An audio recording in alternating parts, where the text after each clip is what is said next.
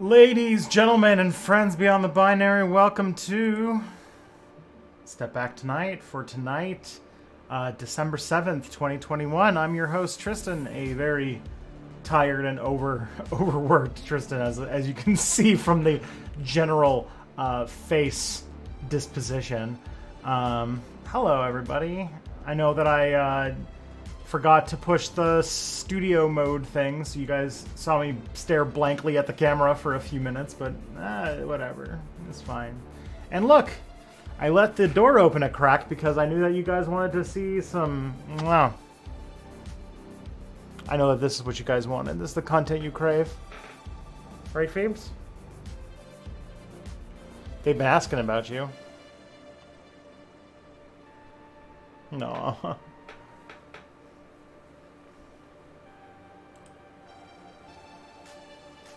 How are we doing, chat?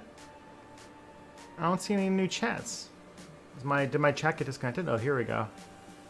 Kitty, is there a way to generate a YouTube link for this stream? Yes, there is. It's like a YouTube video link. Let me...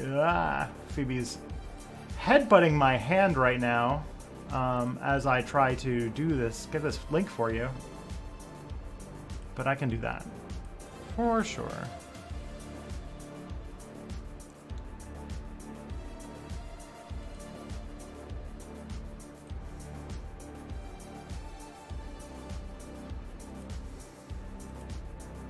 Yeah, here we go. Here's a link to the chat, or here's a link to the video in the chat, so you can get it out there if you'd like.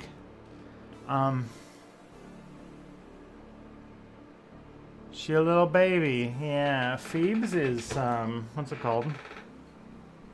She's actually a little old lady, right? She's like 11 years old. Mwah.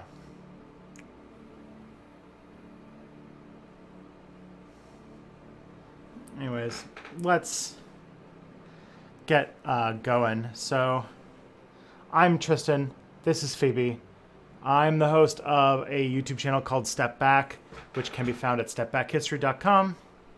And I am the co-host of the podcast It's Probably Not Aliens, that comes out every Tuesday, where I talk with my friend Scott and Ace Wonder about ancient aliens and some fun claims that we come across. This week, we did an episode on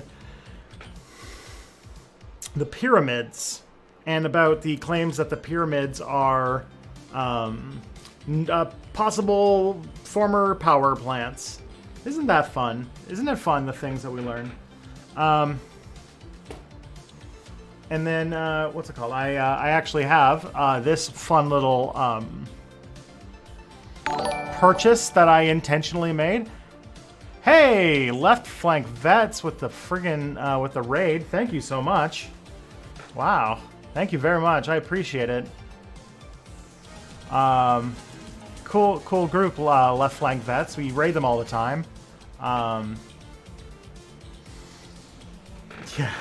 give Phoebe credit. She's a co-host. Yeah, for sure. Yeah. That's cool. Yeah, left flank vets. It's a group of leftist vets who talk about shit on the leftist politics. They're good. They're good stuff. Yeah, I know them because I know of them because Erica is a great prolific leftist shitposter and is also from Indiana, where my wife is from. So, yeah. What was the book? This book is called Chariots of the Gods by Eric von Däniken. This is like, I got this on eBay because it's like the book that the Ancient Aliens series is basically based on. So I bought that for reasons that are logical and make sense. I bought a book from 1968 that is full of weird pseudoscience and racist bullshit. Anyways, thank you all of you wonderful new followers, and thank you Left Flank Vets for the raid. I stream 2 days a week. I stream on Mondays and Tuesdays. Mondays I stream from 12 till 2 Eastern with Mia Mulder. Very fun stream. We have a lot of good times there. And then what you're watching right now is Step Back Tonight, where I stream from 7 till 9. where I go over the news, answer some questions from the audience, from the chat, and some submitted questions and all that kind of stuff. It's a good time. Good, way to burn through the energy that I have at the end of the day. Instead, on Tuesday, I chose to do second work, as I've been nicknaming it lately.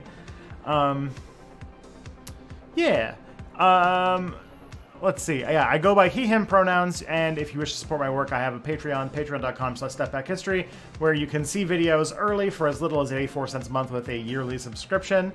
And I also, if you have Amazon Prime, you get one free Twitch Prime subscription every month if you choose Step Back. Be very grateful. Helps me, keep doing this and paying bills when, I've got a kid on very, very imminent on the way.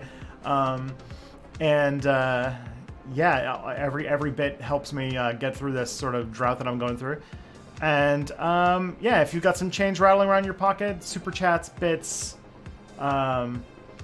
Twitch subscriptions, all very welcome, very appreciated.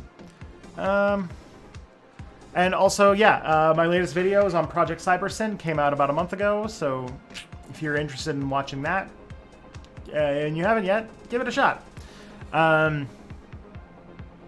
My next video is on Kyle Rittenhouse, system justifying beliefs, superstructure and base, and basically figuring out through a very Marxist analysis how we get from how we got to a person getting away with murdering people when it was caught on camera.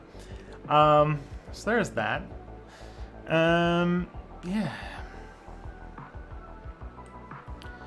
Next up, I'm going to give you guys a link. This is a link for a Google form to submit questions for the chat. I hang on to them for a while, so it's usually you're submitting for future streams, though there's not that many future streams left, so I'm trying to get to as many of them as possible. But that's this is where we're at. Because I'm taking, as I mentioned earlier, I'm taking some paternity leave, so I'm doing, after this, I'm doing 2 more of these streams, and then I am going to be on break until March, basically. Good stuff. All right.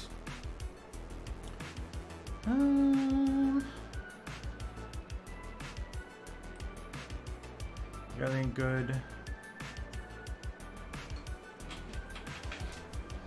Just looking at some,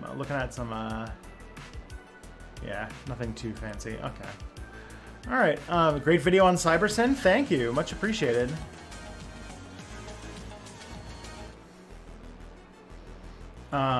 That video is, it was doing kind of poorly, and now it's sort of picked up to doing a slightly less than averagely, which I'll take. But, inshallah, there'll be some new content. Let's try to put some of the timelines together. I have one more script to finish, which I'm going to be finishing on Wednesday and Thursday. And then Friday, I'll be filming one video, December's video. Monday, Tuesday, filming January, February. Then Wednesday, Thursday, I'll be editing this Kyle Rittenhouse video. So hopefully by Thursday, sometime, you guys are going to see some content. You guys are going to, people on Patreon are going to see some content, which probably means that like Monday or Tuesday, it'll probably come out. So we've got 2 weeks, okay.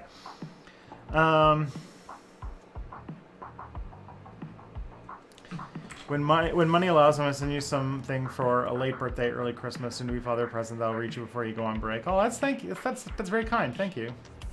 It's boycotting the Olympics that your empire is declining. Ooh, maybe. I feel like it's a sign that the U.S. is really, really, really trying to start a new Cold War against China. And I in my mind, I'm just like, that's not a fight you want to pick, man. That's not a fight America will win. That's all I'm going to say. Last, and this is not just because of the wonderful new people who showed up because of Left Flank Vets' raid, but welcome all of the new people. We've got a pretty good community going on here, so please make yourself known in the chat. Say hello if this is your first time watching the stream. And yeah, welcome aboard. Okay. Oh, Phoebe is back. Look at her.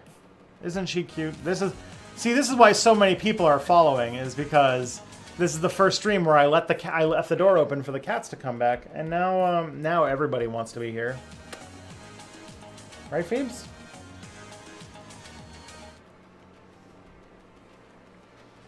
All right.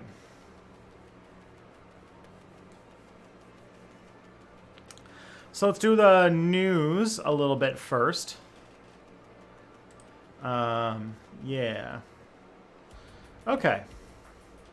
So first little bit, just a little bit of good news, that the ruling center-right National Party concedes in a victory to leftist Xiomara Castro, marking a return to the left to power after Castro's husband, Manuel Zelaya, was overthrown in the 2009 coup. Hey, that's good news. Congratulations to, I want to say, Honduras?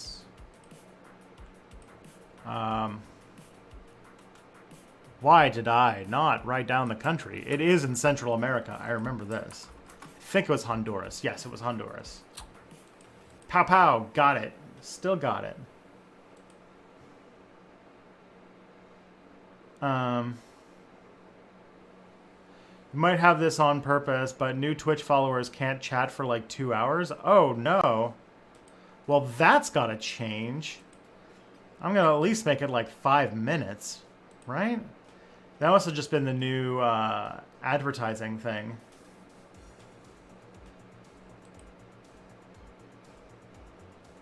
Oh boy, okay. Let's see. Let's gonna...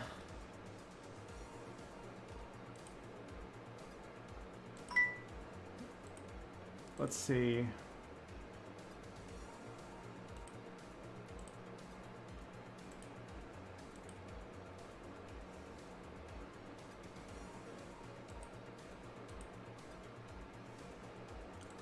I am going through my settings right now to try and find the part where I can change that. I think it would be my chat settings, would it not be? Chat options. Channel privileges? Followers only mode, no.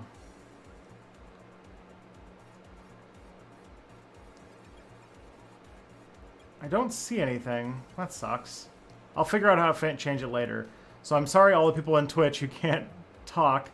Unless somebody tells me where I can go and find this new change that I did not put on my thing, which is fun. I don't know where that came from, but that's cool. That's cool. I like when they change things, and then add a 2-hour cooldown after following before you can chat. Oh, it's 10 minutes. Okay. Let's get that shit turned off. All right. I think I fixed it. So if you were blocked from chatting, you should be able to chat now. So hopefully you'll be good. I think I turned it off. So yeah. Hope you guys are good. I have fixed it. All right. It's the 80th anniversary of Pearl Harbor. Do you got any thoughts on that? I mean, what can we say about Pearl Harbor? It's a good question. Pearl Harbor.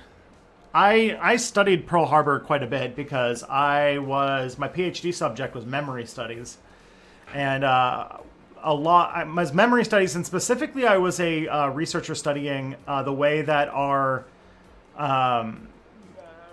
the kind of shifting memory of 9/11 as it passed from living memory passed from like modern memory to current events to recent past to like, you know, legitimate, like now it's been like over 20 years history. And yeah, the December 7th, 1941 was quite a wild thing. Um, the main thing to say about Pearl Harbor was that it was, oh God, what's the I'm trying to think of something like really profound to say, but what's interesting about it is that there's a lot about how we remember Pearl Harbor that's probably going to get used for how we remember 9/11. Like Pearl Harbor still kind of gets recognized every year, the anniversary of the attacks. Furthermore, it every decade usually gets some sort of big revival. There's a thing when you notice that large major historical events on 10-year anniversaries tend to get like kind of uptick in media and conversation surrounding them. And also because of their seminal role in the U.S. doing a major geopolitical thing, they're sort of kept in a almost sacred role in American history because the attack on Pearl Harbor is the inciting incident for America joining World War II. And so to call into question, the chain of events that led to Pearl Harbor. But I mean, most more likely is that the U.S. kind of provoked Japan by cutting off their oil resources, and were expecting such a thing, and then treating it like it was like, oh no, how could this happen? I'm not like a Pearl Harbor truther or anything like that. But it was, they basically did not prepare Pearl Harbor for such an attack, and also did a very provocative move against the Japanese at the same time. So and also it spurred a large campaign of anti-Asian racism. So that's fun. And 9/11 as sort of the inciting incident of the forever war on terror. Left flank vets followers, I imagine that all of the left flank vets are vets of that particular conflict. And so 9/11 will always be kept in this sort of sacrosanct role because to question why the attack on 9/11 happened is to question America becoming an international empire after. So that'll be fun. Remember when the USSR boycotting the Olympics massively screwed McDonald's? No. I don't know much about the Olympics, honestly.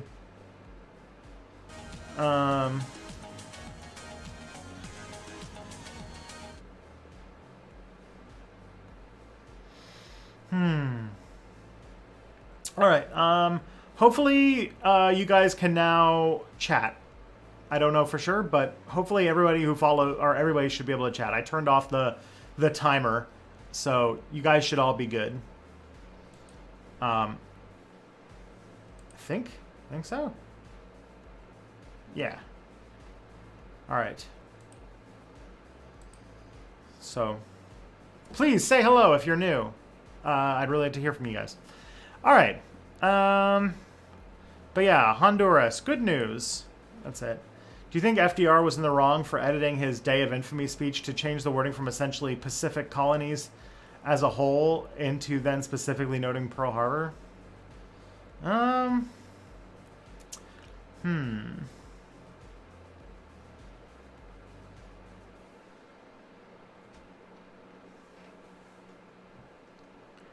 Good question. I don't have an answer for this. This is, I haven't done a, Pearl Harbor deep dive for my work. And I more was, the research that I was doing was more focused on the memory of Pearl Harbor than, the actual events themselves, which is kind of weird. There's a really great book called A Day Which Will Live, which is sort of like a book about the memory of what's it called? Of Pearl Harbor. But if you read it, it's actually a book about 9/11 and how 9/11 is going to affect culture. It was a very good book.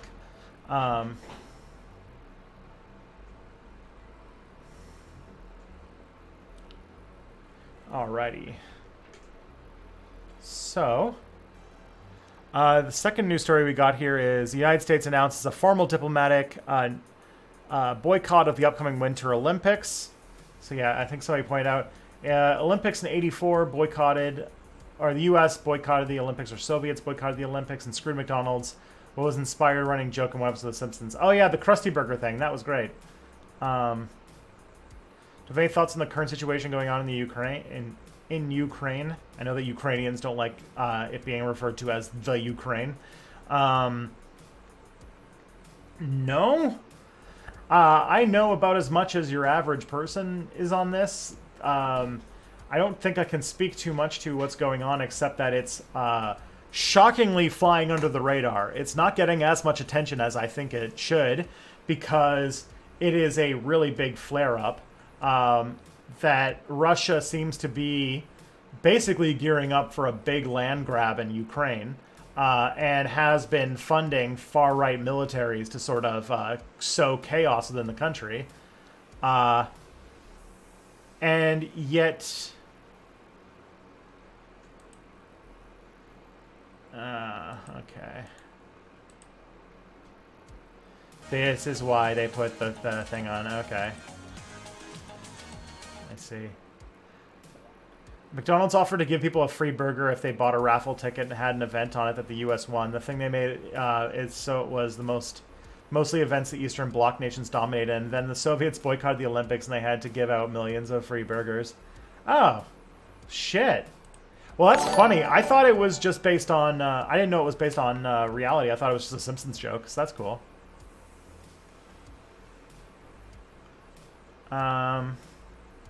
Hey, thank you, King Cuggy, for the Twitch Prime subscription. Much appreciated. Yeah, so right now, basically, there's like a covert, like a sort of Cold War, a proxy war situation. Like what's going on in Ukraine is very similar to what happened during the Cold War in many countries, especially decolonizing countries, where Russia is trying to make land claims because to many Russians, Ukraine is part of Russia. It is part of their territory. So what they're doing is they have been stoking basically resistance and revolution through the eastern part of Ukraine, where the people predominantly speak Russian instead of Ukrainian. Then on top of that, and some clandestine and not so clandestine military support has led to Ukraine being an unstable region with violence kind of coming and going for years now. Then Western Europe, the Donbass region. Yeah, exactly. Then the government that is currently in charge of Ukraine is trying to... It's either in or it's trying to get into NATO. NATO being the old anti-Soviet military alliance, the North Atlantic Treaty Organization that is made up of a lot of the U.S.'s allies and anti-communist allies, specifically during the Cold War. The Warsaw Pact was basically made as a response to it. Now,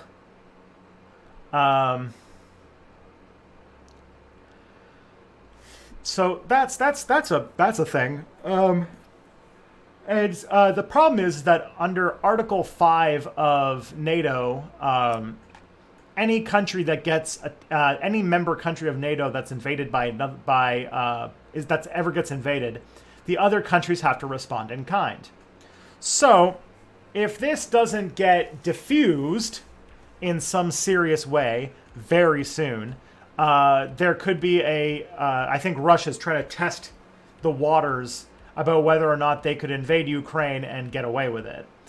Because they already took Crimea a few years ago. I think it was back in 2014 is when they annexed Crimea. But now they've got their eyes on either another big chunk of Ukraine or just the whole fucking thing.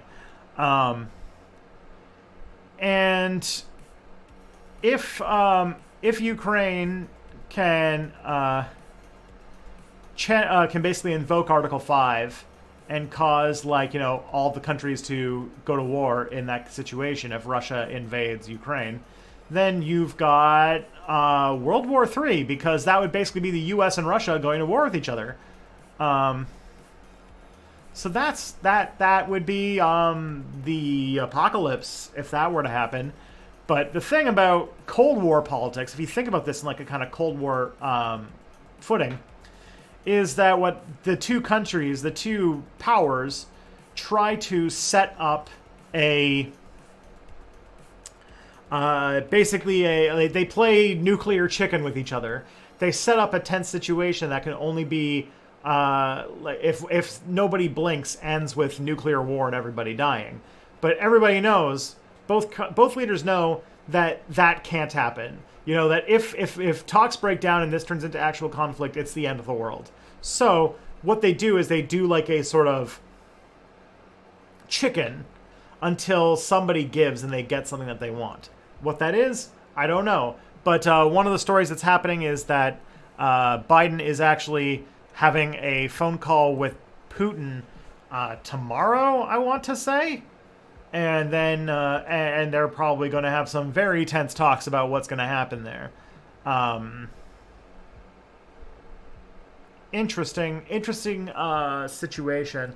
I hope the world doesn't end, because if you think about it, they're really playing like a close game. If a few bad things happen, Ukraine could be the beginning of the end of the world, which that's fucking horrifying.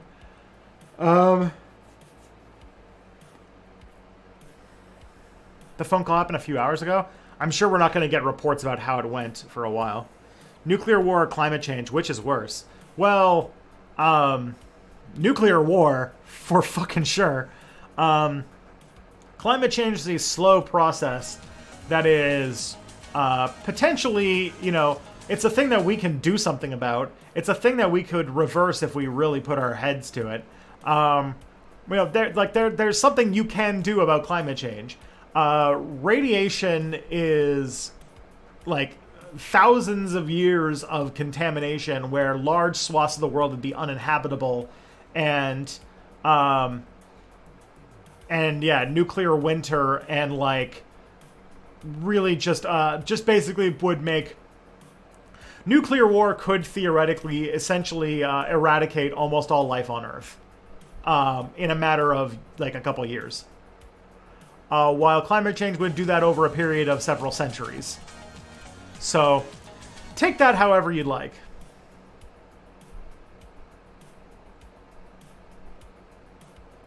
But I do love that, yeah, the nuclear war fate of the world seems to be balanced on a guy who photoshops muscles on himself and, you know, is like pathologically conceited.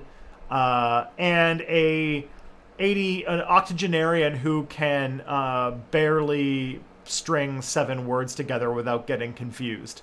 So I'm sure things are going to go just fine.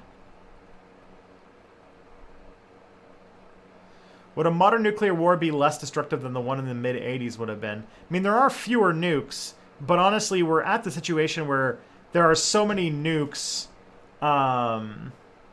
There are so many nukes that there's more than enough to basically just turn the entire surface of the planet to glass at this point. So even the situation that I outlined is insinuating that not all of them will get launched, because there's enough nuclear bombs in the world to essentially carpet the entire planet. So that's...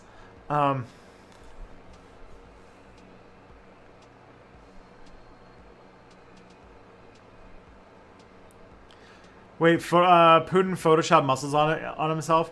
I don't know if he has, but he does. He has this like. Honestly, that was a bad me. But he's got a really like weird, like his whole thing is that he's got like this propaganda minister who really distorts reality to sell an image of him. I've been wanting to make a video about him for a while. If it wasn't for the fact that there's like a weird aspect of the left that defends this like really right-wing conservative Christian dictator, because he's just against America, and to like a certain type of leftist that I think is extremely stupid. Anybody who opposes the United States has to be good by transitive value. So they like defend Bashar al-Assad, a horrible dictator, because America doesn't like him, so therefore he's good. It's a really bad way to structure an argument.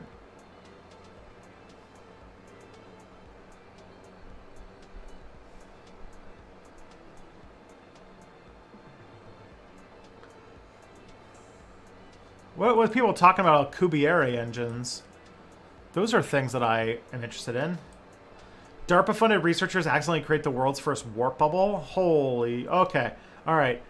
We usually read an article in our streams, one per stream. So I'm going to read this one a little bit later. I've got a bit more to go on first, but I will hold on to this because this seems interesting. Warp speed, huh? Ooh. All right. Yeah. Okay, this is another fucking wild thing that I wanted to talk about, which is all right. Just show this this cool thing. So this is from the CBC, but this is something I've been seeing a lot in Toronto, and I imagine that if it's happening in Toronto, it's happening in a bunch of other cities too. Yeah. So if you look at this little robot here. These robots have been spotted around Toronto making deliveries. They're like little drones with wheels that are if I remember correctly, they're not automated. They are they're remote piloted, but they are like little drones, like remote controlled drones that are used for making deliveries. And apparently, they're a hazard for people with low mobility and low vision. But like, oh boy, don't you love that this is the new face of the gig economy?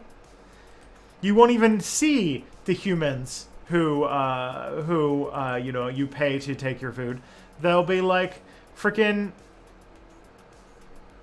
doing this one. So that's fun.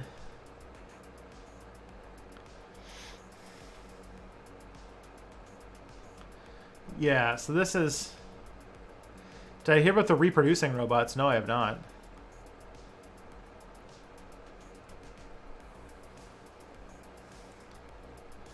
But yeah, love this. Love this for us. This is fun. Look at like this fucking robot. You can't arrest a robot, advocate says. Ah. So yeah, this is I just want everyone to know, like, oh, that's coming. The freaking sidewalk drone is coming.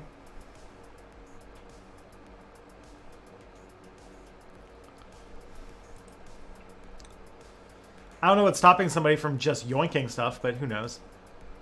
So that's fun. Very fun.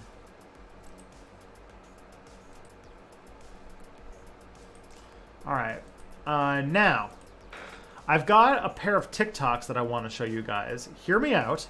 It's from a like kind of left-wing-ish, a left-wing news channel called Good Morning Bad News. So I'll give you a warning about this channel, which is that their shtick is that they speak really fast.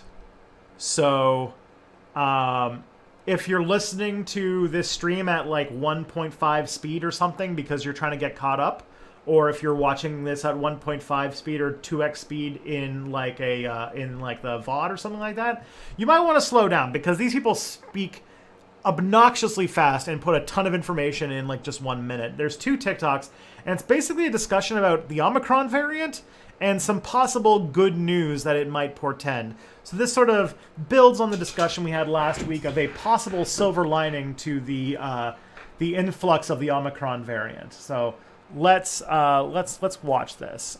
I do think it will it will be enlightening because I had a pretty I learned quite a bit. So let me just get this going.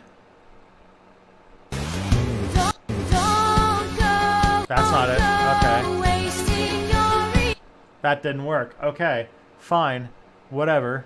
Good morning. Alright. Maybe... Does this look good at all? Let's see. No. Alright, let's do... Okay, this works. Okay. So, let's start with the first one. I also think I need to turn the speakers down a little bit because this was fucking destroying my ears. Alright. Alright. Let's do this, everybody. Potentially good news about the Omicron variant, and more potentially terrifying news about the Omicron variant. A new report published just yesterday on December 4th from the South African Medical Research Council covers early observations among COVID-19 patients at the epicenter of the global Omicron outbreak, which is currently undergoing a tidal wave of new cases. That part is very bad news. The speed and increase of infections is shocking. Just one district in South Africa saw a jump from less than 1,000 cases a day to nearly 3,500 cases a day in just 4 days. There is now no question about how aggressively contagious Omicron is. The European Union's Public Health Agency is already expecting that within a few months, more than half of all new infections will be due to the new variant. Just in the past week, the number of countries that have discovered it within their borders has jumped from 12 to 45. And yes, that includes the United States, where the spread has been inevitable. In fact, AnimeCon in New York City, which happened the weekend before Thanksgiving, is now being considered a super spreader event because someone in attendance was diagnosed with the new variant after he and his friends, who also tested positive, mingled among tens of thousands of people from around the country who then went home to their families the following weekend. And even though the convention required proof of vaccination and mandated masks, the person who was originally diagnosed was double vaccinated and had gotten the booster. But let's be clear about one thing. All right. So that's part one. Let me just get part two going for you.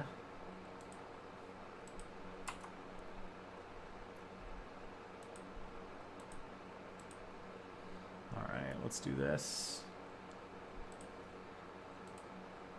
Gotta love 1 minute YouTube or videos, but all right, let's do this.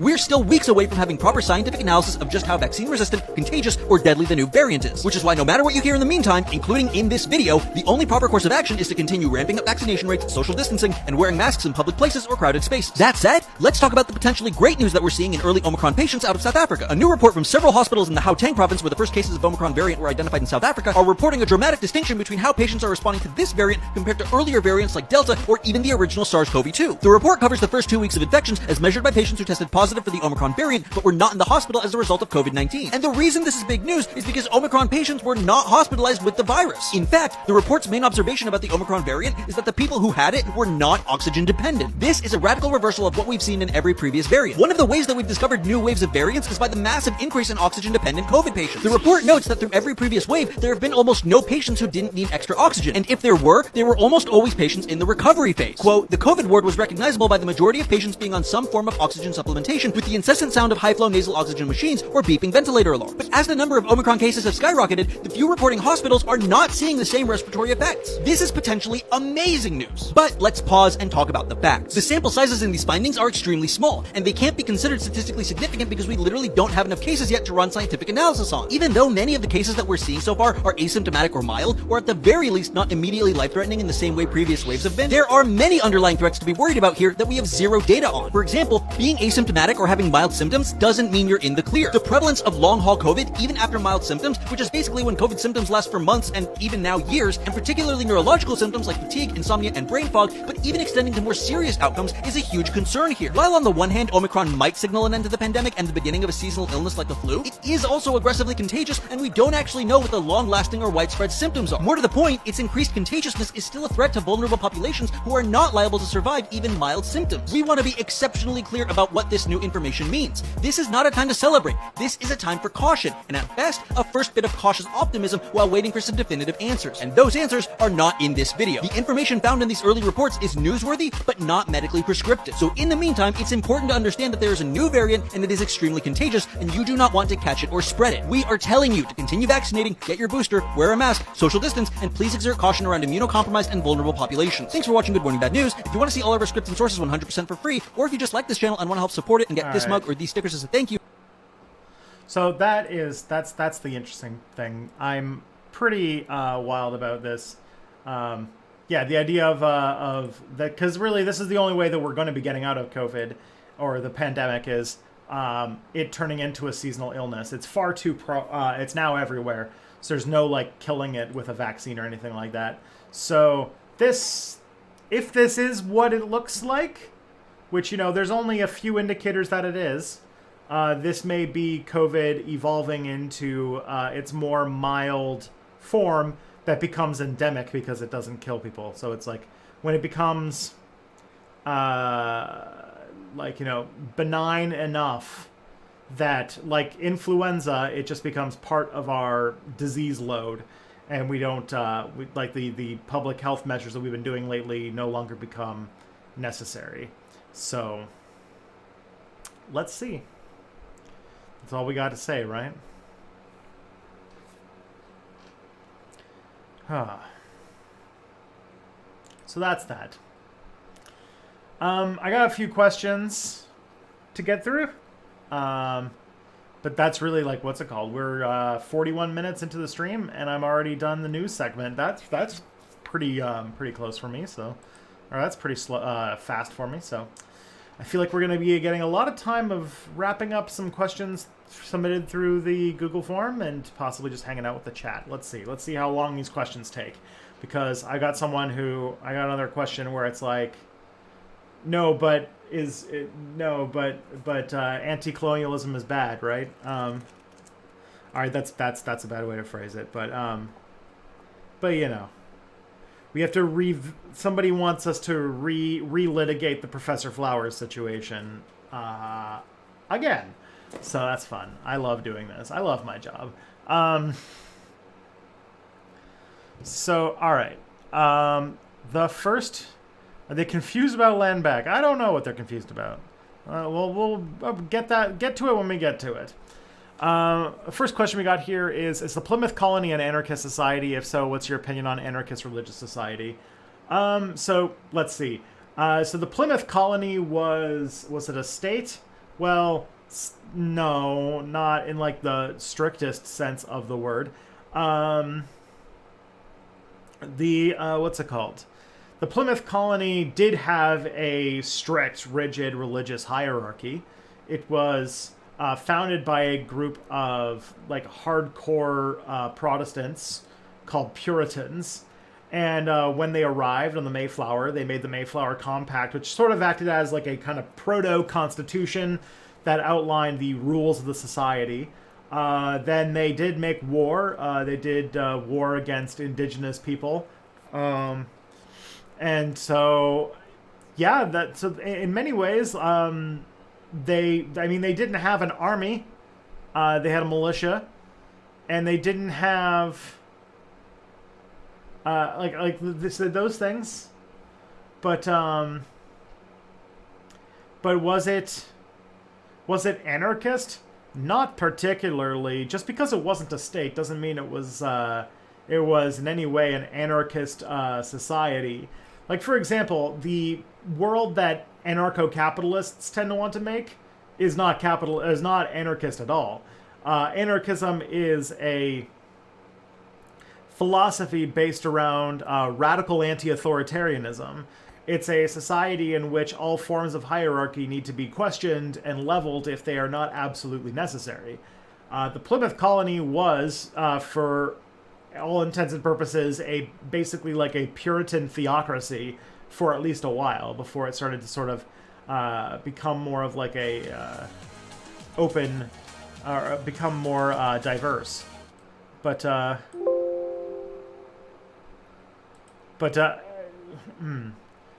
it have to be an ideology to be a thing? I would just be under the impression that just because there wasn't a state, like, anarchism isn't just when no government. Anarchism is actually, anarchism can be very much in support of a government, just not a state. And while, the Plymouth Colony didn't have a state, although it was a colony of Britain, so there is that still. But, so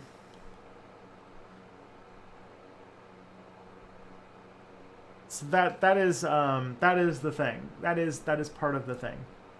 So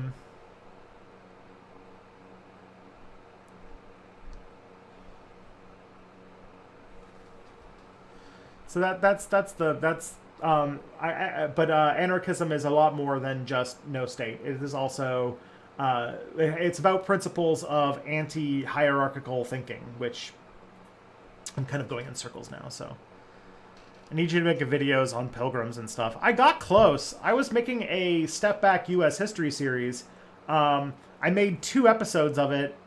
They came out as Step Back videos, and no one watched them. So I kind of halted it. But it's a thing that I've been... it's been sitting in my, long-term memory banks for a long time now, to make a, sort of Step Back U.S. History series. What it ends up on, what format it ends up being, what kind of platform it ends up on, We'll find out one day. You know, will it be a podcast? Will it be like a sort of its own little like mini series on Step Back? I don't think so, because it's going to be rather long and would kind of crowd out my other content. Would it be something on like a streaming platform like Means TV or Nebula or something like that? That's possible. We'll see where it goes.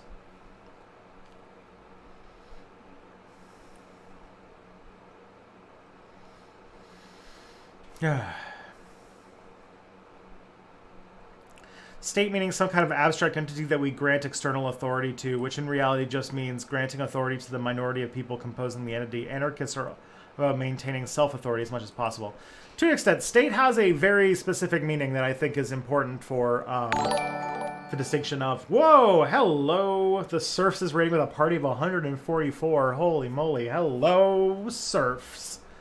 Wow, I must have been streaming at a very good time today. That's a second raid today, so thank you so much. Thanks, Lance. Thank you, all of you wonderful Serfs fans showing up. Much appreciated. Welcome. My name is Tristan. I'm a historian slash YouTuber who is streaming right now, so thanks for showing up. We were just having a chat about the potential of me making a U.S. history series. I don't know what platform it would be on, but yeah, there's definitely some very good stuff that that is useful to talk about. I mean, yeah. So just know that that is a back burner item for me that I have been actively looking for the right place to make it. So there is that. And also about anarchism and the principles of anarchism. That was another thing that we were just talking about, because someone was asking a question, is kind of taking both of them, was the Plymouth Colony an anarchist society? And I think that the state has a very specific definition of being a organization that claims the monopoly of the use of violence on the people who live within it. Like, and Plymouth definitely can fit into that that definition of a state. For sure. That's definitely a thing that I would want to take care of, or that I'd want to talk about, because yeah, basically, like states are the criminal organizations that have taken large swaths, basically the entirety of the habitable land on Earth, and carved it up amongst themselves and said it's theirs. And anyone who is born underneath these borders belongs to us and must follow our rules whether or not they opted in. So, yeah, that's...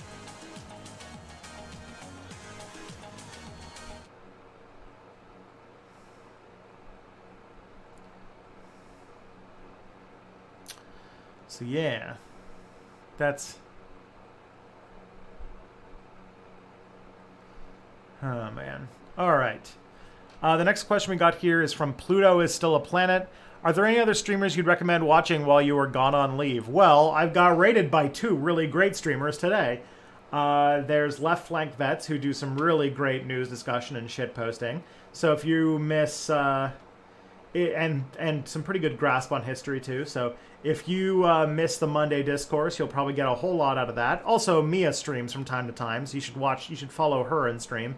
And also the Serfs. The Serfs is a good place to get your news. What's it called? Lance is a lot more well-connected than I am. He has lines to all sorts of very fancy people and regularly does pretty cool interviews. So, also, very great follow. And Thought Slime streams. Thought Slime streams are always very fun as well. So, those are probably my favorite streamers to follow, and those would probably be the ones to go with. That'd be my take. Yeah, alright. The Source has great mods, that's awesome. I really need to be more serious about my moderation. I don't have that. I deputized a few mods like years ago, and most of them have kind of gone inactive because they moved on to other things in their life, so I probably need to think of a few more mods, but I'm also very careful about who I pick as moderators because, you know, I've got policies that I want to maintain. And yeah, we don't really see still see Laura sometimes, but we don't really see Birdie around anymore. So we're gonna need, and Birdie's sort of already taken a step back, no pun intended, from moderating the Discord. So, but Matt Lipton recently became a YouTube moderator, so that's good. But we do need some Twitch moderators, so I'll have to stew on that for a while. Anyways, that's a future question. All right, let's see what the next question we got here is. I recently found out that doctors in the Eastern Roman Empire were theoretically capable of surgery repairing hernias. Imagine you live in Constantinople in 999 AD and you have a hernia. Would you rather just live with it and hope it doesn't kill you? Or would you rather risk having a guy who doesn't know about germs or anesthesia try to fix it? Ooh, there's a would you rather from fucking hell. Okay. So this is like the thing about surgery pre, like, what's it called? Before we started really like doing cleanliness things. Is that the only time anybody ever really went into surgery, because surgery would just as often kill you as it would like save you, right? And so fairly often medicine is like going in for surgery is like a last resort. So my guess is that in this situation that I would just roll with it. But surgery would be the only option if, say, you're either already going to die or the pain is so overwhelming that you basically can't live anymore. Which, you know, okay. I mean, you know, best to hope. Hernia is a hernia, like fixing a hernia is not like the most advanced surgery on earth, but definitely not a thing I'd want to go through.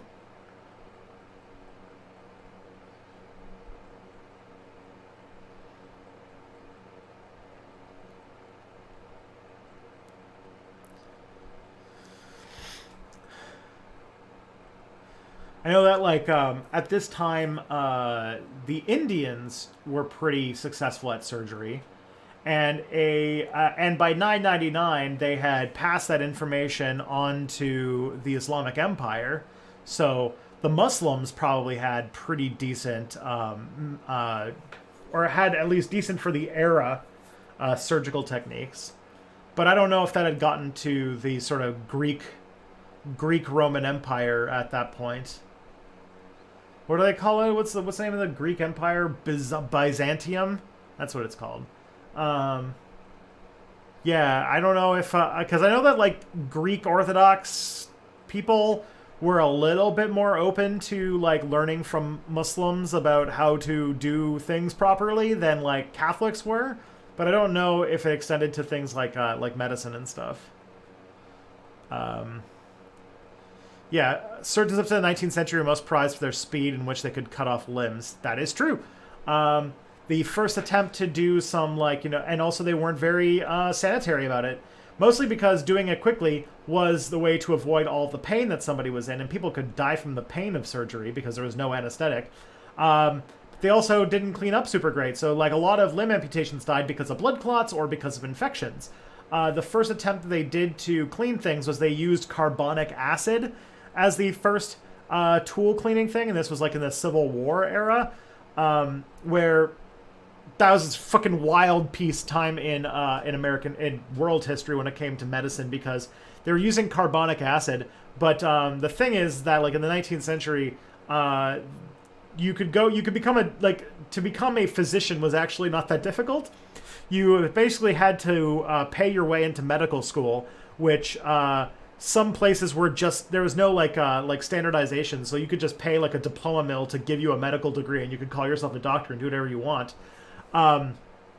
And they basically were between like different types of medicines at the time, including like different types of, like, one based on humors, and one was sort of like a whatchamacallit, homeopathic type remedies, because Louis Pasteur did his experiments that discovered like bacteria and infections while the Civil War was happening. So this is like the very, very, very end of pre-germ theory medicine. And one of the things they did figure out, and actually there were a lot of nurses and women who were associated with the medical tents during the Civil War that made a lot of progress on this, because the carbonic acid did actually work a little bit. But the nurses, the women, there weren't any women nurses in the Civil War, or there weren't that many. But women who like volunteered at these medical tents did realize that people did better from infections the more clean the operating area was. And they set up these sort of sanitation societies that were trying to get doctors to clean their hands and to keep areas much more tidy and stuff like that.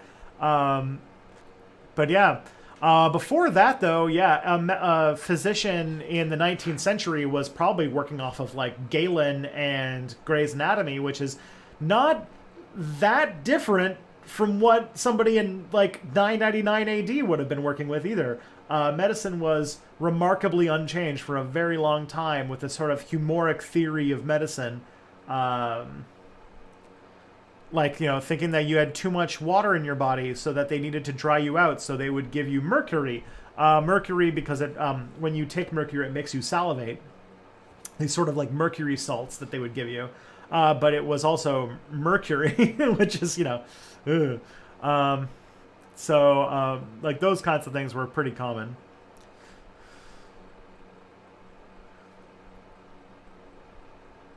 Yeah. The West destroyed so much of its own history, even as it became advanced technologically, it had to rediscover like 90% of the stuff we know. There was steam tech potentials in Rome. Yeah, I remember hearing about that. It's sort of like a little ball that spun or something like that. It's very interesting. A lot of the things of antiquity, though, were saved by Arabs. Like, if you don't know, like, a lot of the works of the Greek philosophers, like Aristotle and Plato and stuff like that, the only reason why they exist in languages we speak today is they were all translated from Arabic during the Renaissance.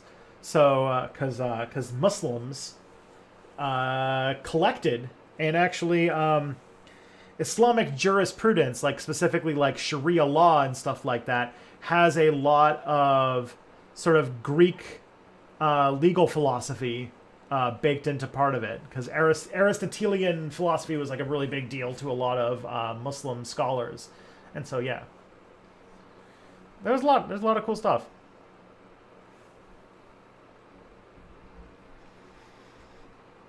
And also, because the Muslims were so connected to various aspects of Asia at that point, like they got all of the advancements of the Persians were added to the Islamic Empire. They made overtures to India. They collected like information from Hindus and Buddhists. And, like the Buddhists had like the concept of zero, and the Hindus had done surgery, like basics of surgery. Long before then. They were dealing with the Chinese. But then what did them in was, obviously, they're dealing with the Mongol horde that basically destroyed the heart of the Islamic Golden Age and made it all fall apart. I started by, this is very on brand for Step Back. I started with a question about the Romulans, Romulans, and I ended up talking about Muslims again. It's just my luck.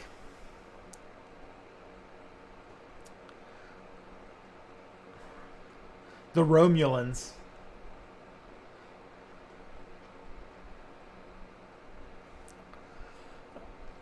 Jolan True, thank you. Absolute candor. Or, I'm trying to remember, Jolan True is just like a kind of salute thing, right? It's been a bit. I think wasn't that from the Picard, maybe, I think is when it was first said. I can't remember. It's been a while. All right. Do you think some southern states might bring back bans on interracial marriage? I saw you tweet that. I kind of feel like it's only for two reasons.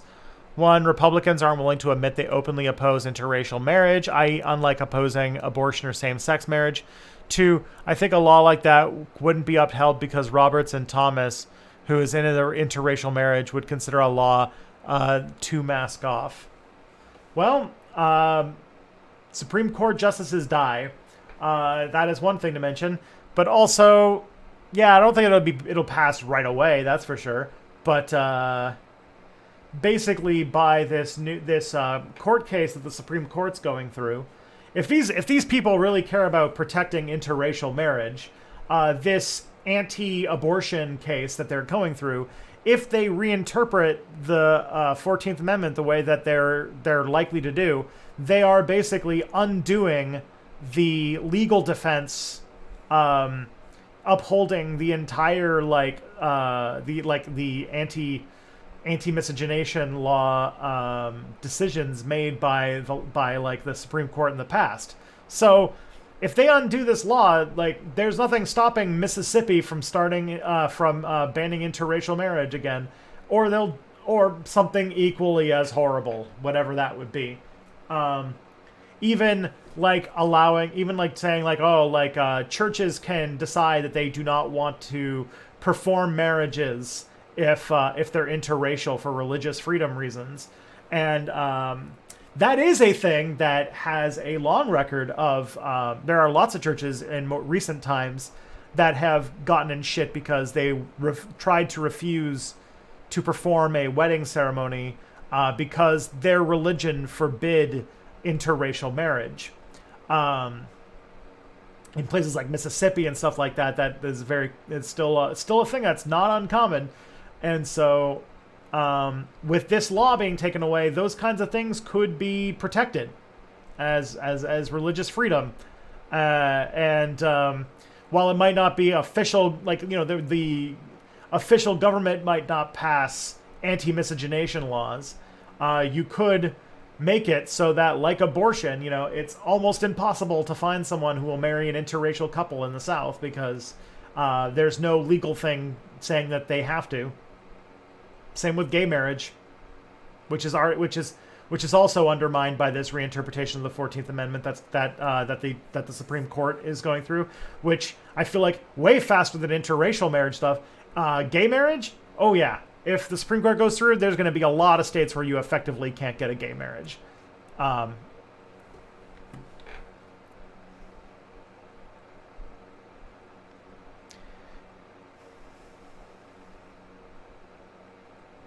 It's going to be super fun, isn't it?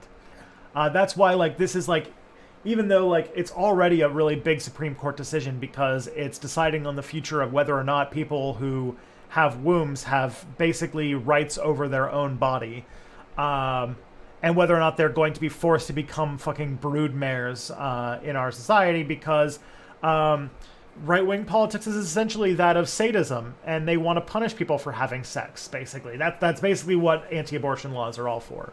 They're trying to make it, they're trying to ban sex in a lot of things. They want to make the consequences of sex so heavy that basically no one does it, unless they are in a very traditional blah blah blah blah blah thing. So that's that. Because if they were really pro-life, they'd probably have a whole lot of benefits for kids and stuff like that. They never seem to really manifest. That's interesting.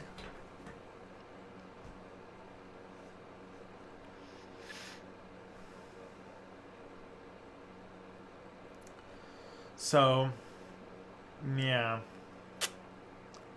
Isn't that fun? But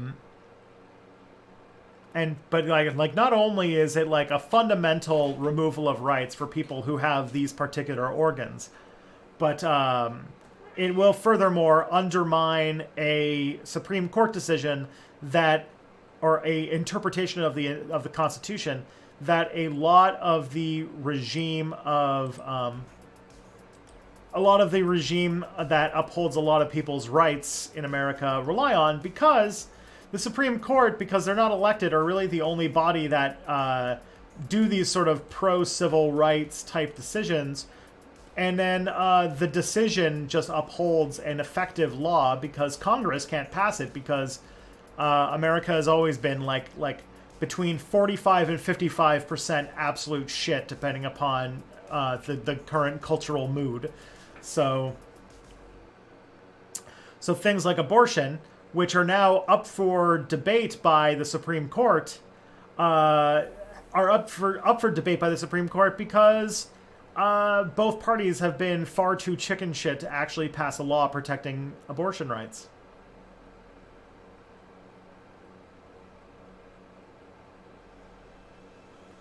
Yeah, that's something.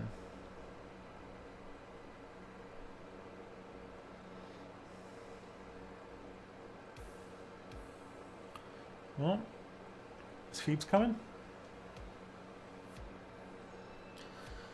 All right, so that's that question. Anyone who students talked about his mindset very well in one of his videos. On the right, social issue are about you and shouldn't be changed on a systemic level. Yeah. Is that the video with Steve Shives in it?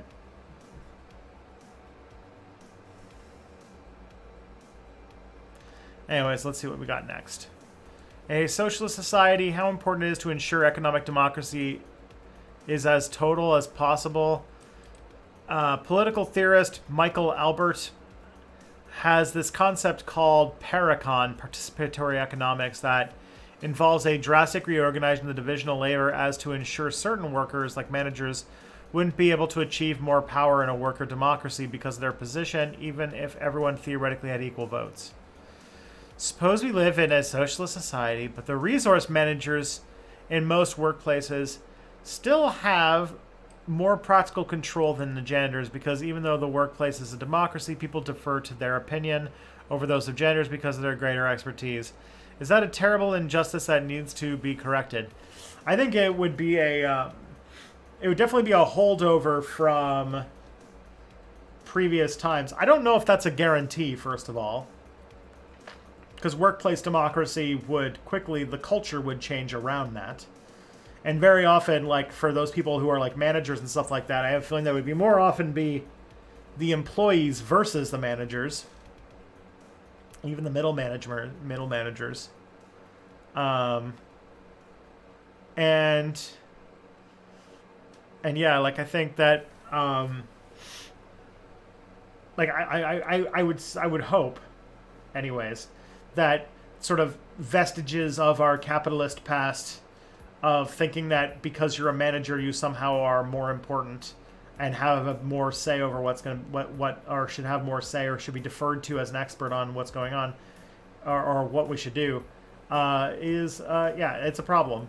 It was a problem in the Soviet Union too because of like friggin' boss pleasing and shit like that. But yeah,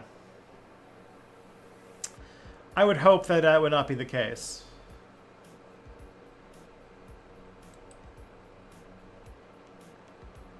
All right. I'm like stalling because I don't want to do the last question. It's going to make me... I don't want to get mad. I don't have the energy for it. I'm too tired to do anger, but I must, for the content, keep going. All right. Which country will ignite World War III first? Ukraine or Taiwan? Oh boy. Friggin' want to take bets on that one? Someone was live stream was listening to you. It's Probably Not Aliens podcast today. I like it a lot. Well, thank you, Johanna. That's really nice. I'm glad you like that podcast. It seems to be doing very well. I'm pretty excited about It's Probably Not Aliens. It's getting a very positive reception. Every episode is really fun to listen to. I even listened to it, and I recorded it. So we'll go with that. All right. But yeah, it's pretty sweet. I'm down. If you haven't listened to It's Probably Not Aliens, you should, because it's a good podcast. And one of the things that I wanted to do on Step Back, but I realized I couldn't do anymore because Step Back is essentially now for depressing politically relevant history content instead of just history content in general. So I had a lot of history that I thought was just interesting and fun, but I couldn't make it into a video about why capitalism is bad, so I wouldn't make it. But this It's Probably Not Aliens podcast lets me do all sorts of fun history stuff that's not just those things. So there's a lot I can explore a lot more areas and a lot of topics that I probably couldn't talk about on Step Back, which is nice.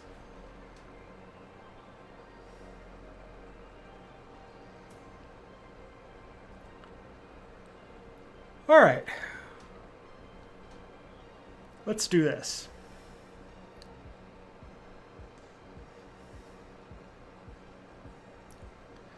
Let's see.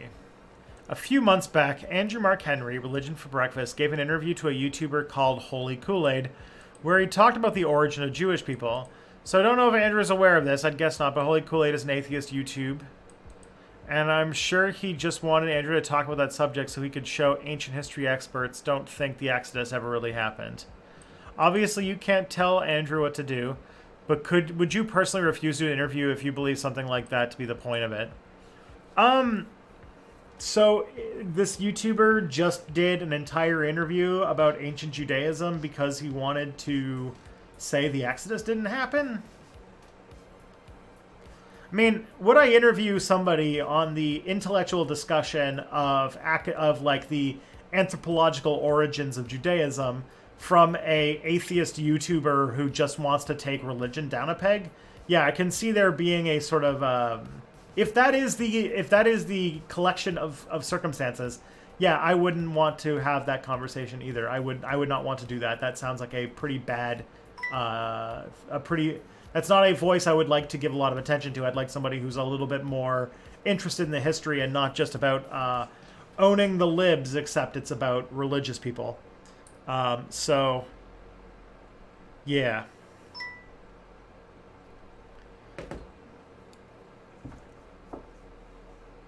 That's where we go. All right.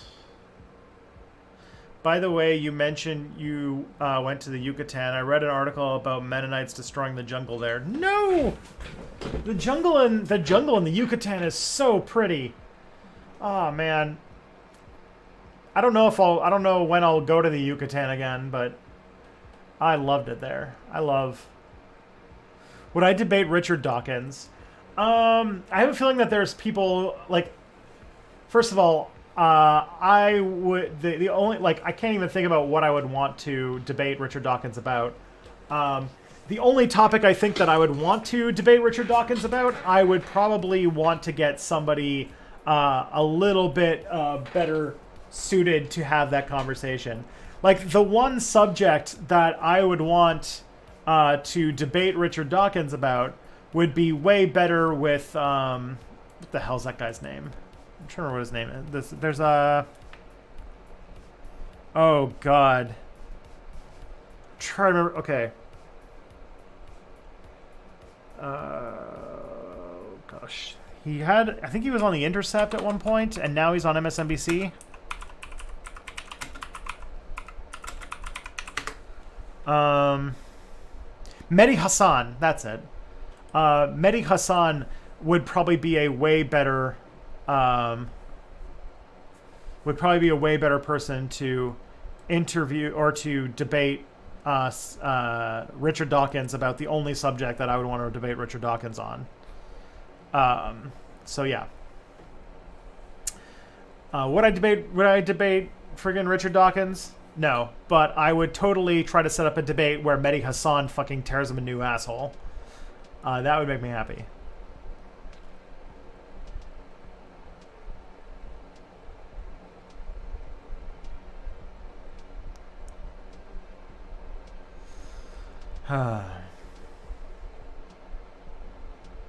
Because I've seen Mehdi Hassan debate sort of the racist, anti-Muslim, or Islamophobic atheist right, like Richard Dawkins, and yeah.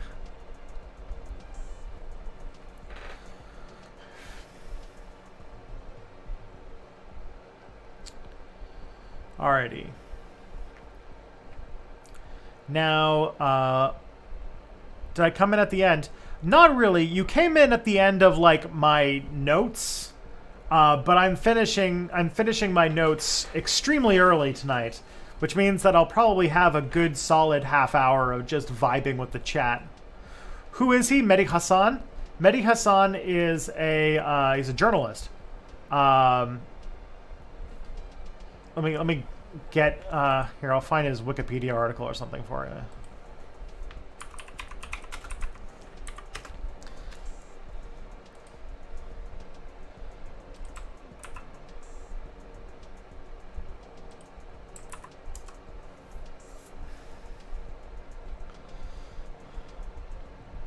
Now, Mehdi Hassan has some kind of shit takes when it comes to being. He's a bit of a lib, but he's still like when it comes to talking about the coverage of Islam, he is, he's one of the better speakers on it that I think I've ever seen. So, the new atheism to alt-right pipeline. Oh yeah, so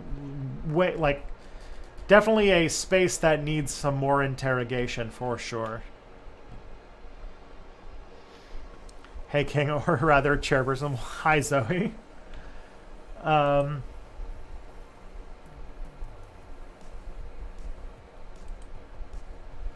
Yeah. Alright. Let's do this last question. And then we can read the freaking warp drive. There you go. That's going to be our chaser. This is the shot. We'll do the chaser afterwards, where we're going to talk about apparently some DARPA-funded scientists made the first hints of what could be warp drive. So that's pretty wild. All right. He's gone more liberal since being on MSNBC. This is true. I don't agree with Mehdi Hassan on every take he has, but on some topics, especially when it comes to Western Islamophobia, he has some pretty good takes, and he has really good research behind it. And he like, at the very least, he while his takes aren't the greatest, he does his homework. Like, he's not a bad journalist. He has opinions I don't like, but it's not like he's lazy. He's not a stenographer for power. He just got sucked into the culture that he's sort of surrounded by on MSNBC. All right. What should I do in situations where I think one thing and leftists who are more well-read than me, like you, tell me I should think something else, but I don't understand why? So I keep wishing the decolonization Vosh debate had never happened, because it put me in this position where I thought a thing, and then a whole lot of people who I consider to be smarter than me, like ThoughtSlam and Mia, told me I was wrong to think that, but I couldn't understand your arguments as to why. I mean, aside from the fact that I was worried you'd ban me if I kept going on about it, I dropped the subject because I can't make myself agree with you, but I also feel self-loathing because you think the fact that I don't is a sign of bigotry. Okay. Well, how to answer this question? It's not even a question. I guess there is this question here. What should I do in situations where I think one thing and leftists who are more well-read than me think I should think something else? So there's a couple things, which is one, read. There's a lot of books out there to read on these subjects. If you are struggling with a question and you're wondering why everybody thinks one thing and you think the other, you could just think that you are right, but you might want to figure out why people think that. You might want to read some stuff. You might want to listen to some stuff. There is a large world out there of theory to read, and if you thoroughly articulate why you think that black nationalism is exactly the same as white nationalism and is therefore the worst thing ever, I would suggest that you read some books. I would suggest that you read Marcus Garvey, some stuff on Marcus Garvey, and what black nationalism actually is. Read maybe some Frantz Fanon. Black Faces, White Masks would be a very good one. read some like decolonization theory and that kind of stuff. That would be some good places to start to have thoughts about this kind of conversation.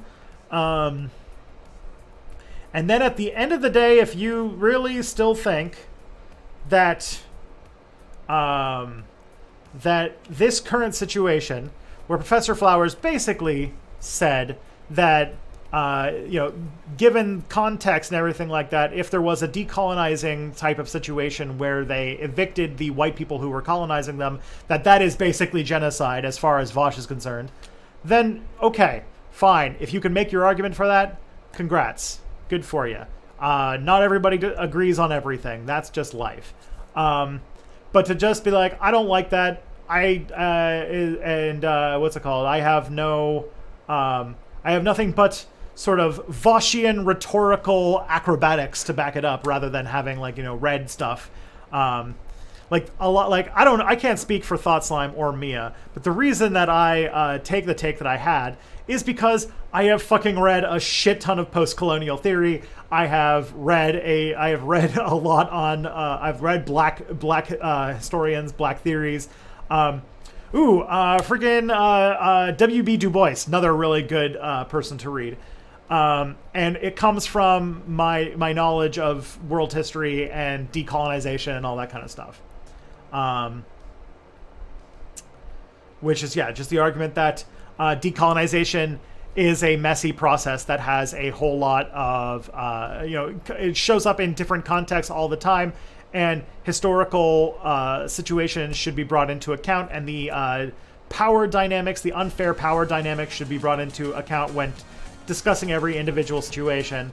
And that when you are a sort of Voschian type thinker, which is where you take a absolutely ridiculous hypothetical that would never happen, and then be like, all right, well, what would happen in that, so that you can get your opponent to flub a word so that they can do the gotcha, so that you can quote unquote win the debate, is that's not good. That's not good arguing. That's not how you do things. And that kind of like what's it called? The Voschian hypothetical, what if somebody was dying of a very rare blood disorder and the only cure was being able to say the N-word once a day? Would then it be okay? It's like, okay. Like, that's what we're getting to. What you often find, and the thing is this is how it's interpreted. I mean, this is another part why this topic specifically bugged me, was that very often in post-colonial countries, especially in Africa, after the decolonization revolution happened, i.e., when the indigenous people who had been under the heel of European dominators for centuries finally took the fucking jackboot off their necks after, years and years and years of struggle.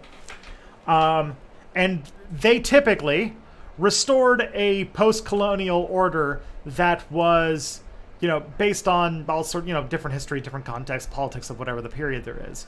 But what happens is that the white colonial elites, the white colonists who live in the country, tend to move away in big numbers because they basically lose all of their colonial privilege, and they tend to move to places like Europe, like North America, things like that.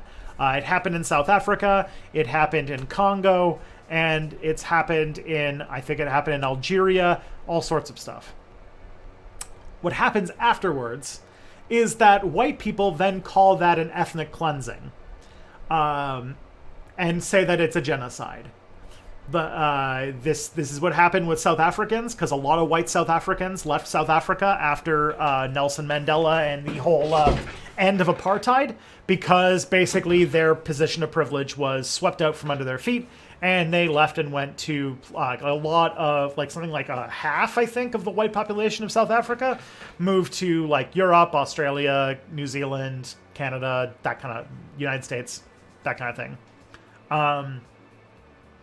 And now, if you ever talk to a South African, a white South African who might have some nostalgia about the days of apartheid, what they will say is, well, now, like, we had to go because things were just too unfriendly for the whites, and the whites were under threat, and they were killing.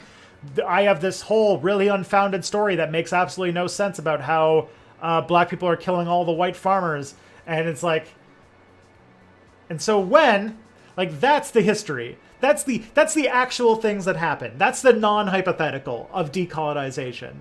Like, the white Belgians who lived in Congo mostly lived around the city of Leopoldville. After the revolution, they were not killed, they were not deported, but the vast majority of the population left to go back to Belgium because they basically lost all of their dominion over they basically lost their ability to rule over black people with an iron fist. And not having that ability to dominate people made them uncomfortable, and they left. And then you go to the certain circles in places like Belgium, and they'll be like, it's because the Congolese kicked them all out. They did a genocide. And then say you're a Tacoma-based white YouTuber / streamer who has absolutely no clue what you're talking about because your whole online presence is based around owning people in debates and not about doing any strategy. It's about gish galloping. It's about linguistic twists. It's about being the absolute biggest dick you can and browbeating people until you have officially won the debate, no matter what. And then you hear these white nationalist, they are white nationalist arguments. You hear these white nationalist type arguments, and then you're like, why are all of these black nationalists, supporting this? I'm hearing all of these stories from these people that I haven't done the research to find out any of the history about, saying that white people were genocided in these countries.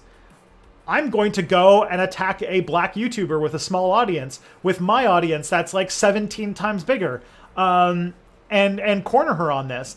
And when she makes very logical arguments, trying to dance around the absurd theoreticals I throw at her, well, then I'll just say that she's a genocide denier, that she loves genocide, and then sick my fucking army of flying monkeys on her forever. That's the whole story. I'm not going to put judgments on you about what to believe. This is my interpretation of events as they happen and as the history goes. That's it. That is all. That is all. All the information's out there. It's good. It's fine. That is all the things. I am not a person who wants to have people blindly follow everything that I say without question. Ever. That is not a thing anybody should ever do. I am an anarchist. I think everybody should have the right to discover their own truths, to explore their own reality, to learn and research and all those things. Deferring to an authority just because they're an authority is always a bad idea. If this is something, if you find yourself in a situation where everybody is on side A and you're on side B and you don't understand why, then it's time to do some reading, to get research, to get to the answer of what it is. And if you find out that everyone believes A and you believe B, and you really, really believe it, then fucking go with God. But at least come with your reasoning, your reasons. You know. And I won't, and if, as long as the reasons aren't some, really insipid, Lauren Southern type shit, then I'm sure you're fine. I'm sure there are people who take the Voschian side of the argument, who I have absolutely no issues with. But yeah. But that's my whole take. That's the whole thing. I don't think I can express myself any more clear than I am. I'm not judging you for these beliefs because I don't think that having one opinion about one certain controversy does not a person make. That is not a thing that I believe. what I do suggest is that I do still earnestly think that you are wrong in this take. I hope that does not give you that does not pique your anxiety or anything like that. But I have lots of people who I respect greatly that I think are earnestly wrong about one thing or the other. I have one of my best friends. I have severe and deep disagreements on many big political issues, and it's fine.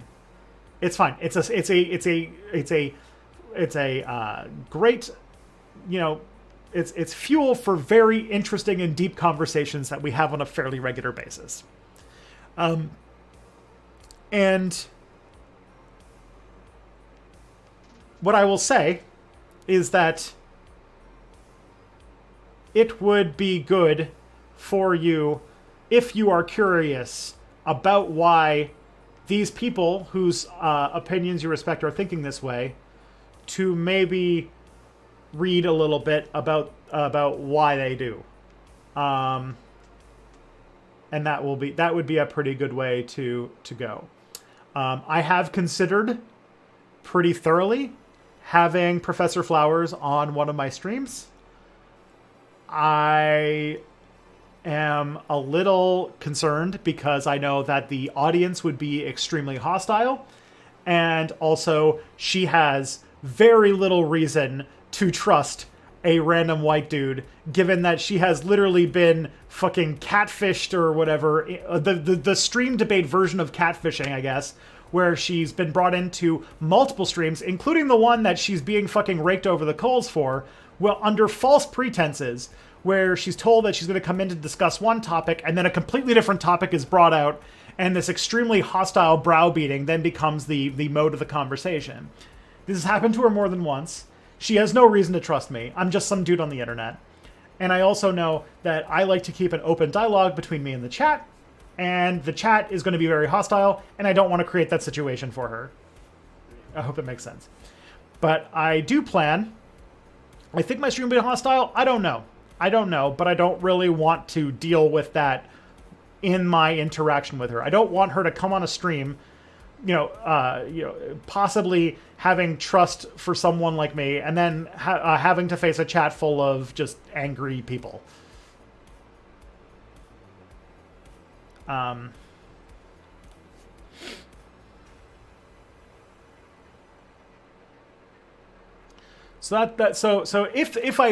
my plan to work with Professor Flowers, we've talked about this briefly. We haven't had that many back and forths on Twitter, but we're probably, I want to work on a video with her in 2022 that covers some of these issues. Not so much in a drama sense, it's not going to be about Vosh or anything like that, but I want to work with her on a video on black nationalism, on decolonization, and what these things actually mean. Because it's very obvious that there's a whole bunch of people on the internet who need to learn about it. So yeah. Hopefully that answers that question in a satisfying way. But if you do not watch her videos, Professor Flowers is a very great YouTuber. And also the shit that she's getting from the Vosh stands is a fucking testament to why left-wing YouTube is so full of white guys. Because anytime a opinion or anytime somebody who shows up, we have a habit of being extraordinarily cruel towards people of color and women in online left YouTubers. And because, I'm someone who works really close with Mexi, so I know the kind of shit that she gets too. And so this hostility, and I'm bringing this up in my Kyle Rittenhouse video too, is endemic in the left, especially in the American left. But it's in all leftist spaces.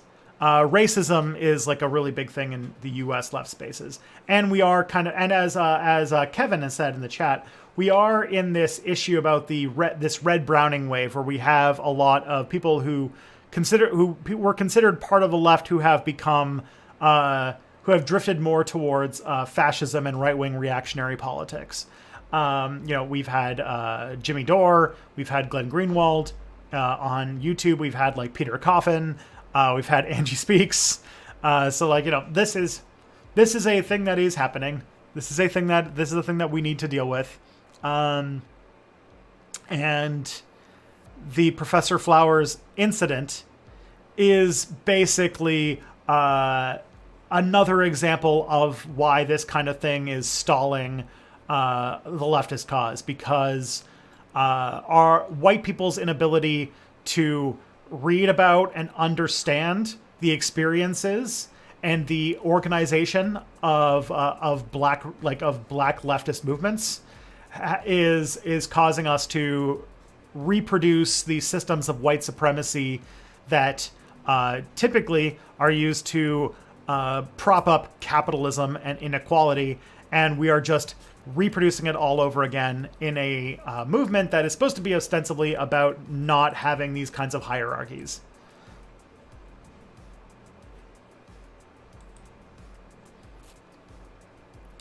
Remember when you used to be friends with Peter? Yep. I had dinner with him once. And here we are. How times change. Although I will say, at that dinner, Kelly found him kind of sketch. So I probably should have trusted her more.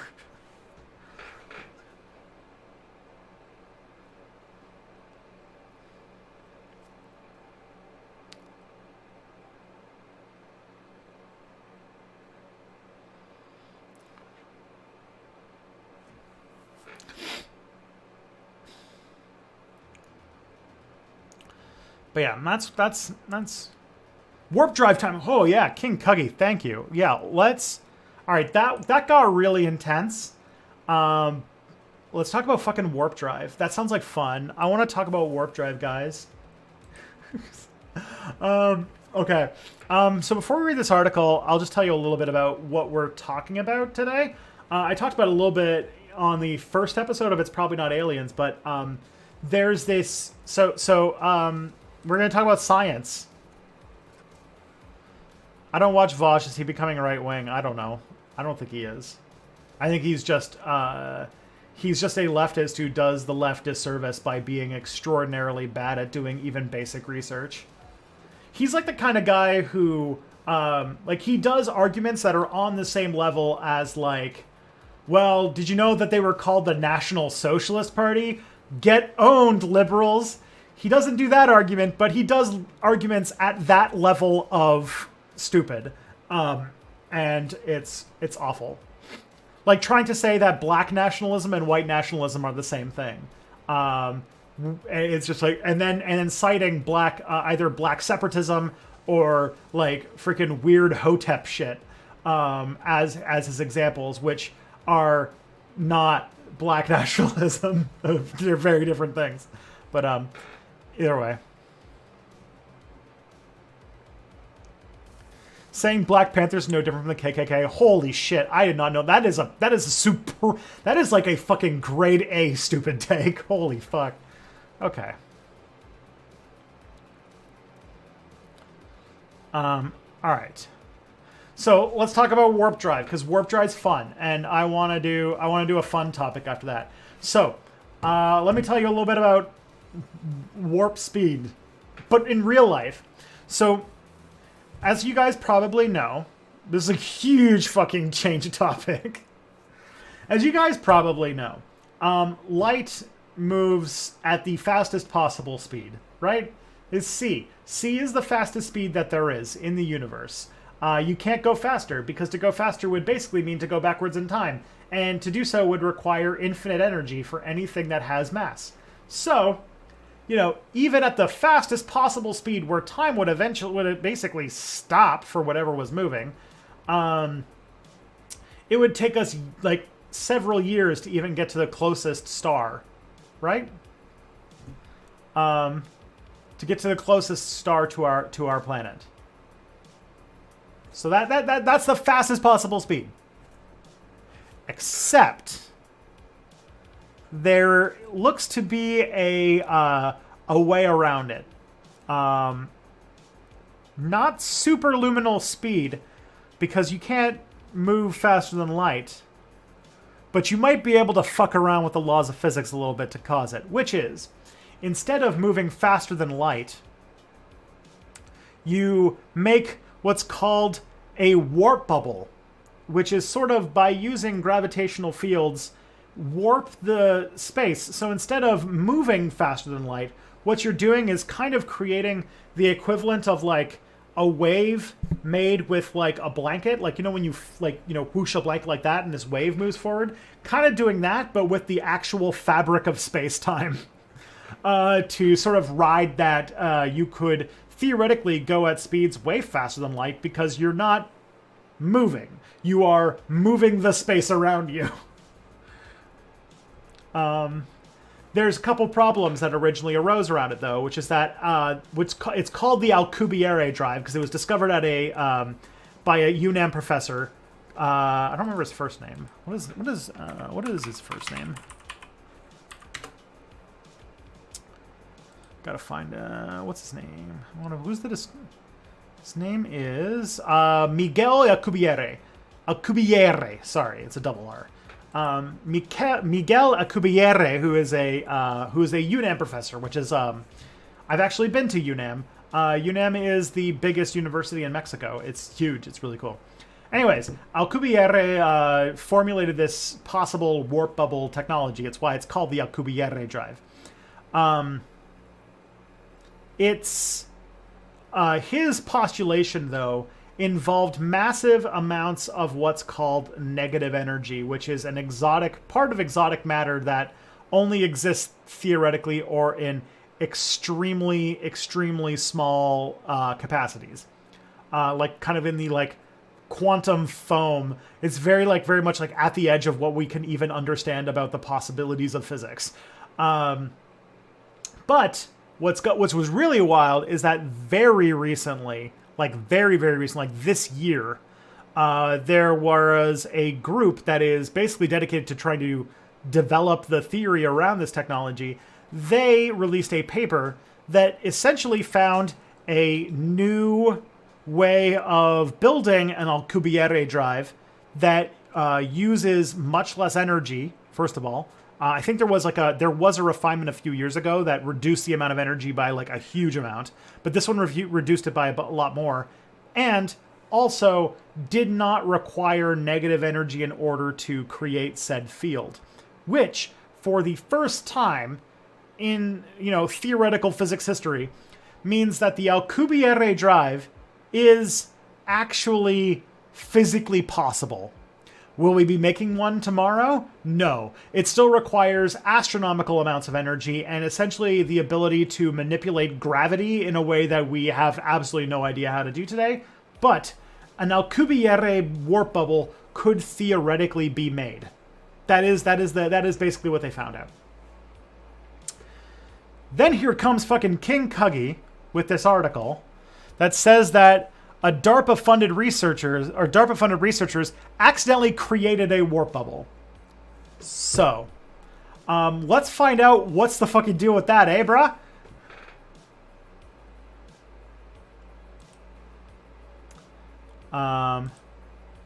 So let's see.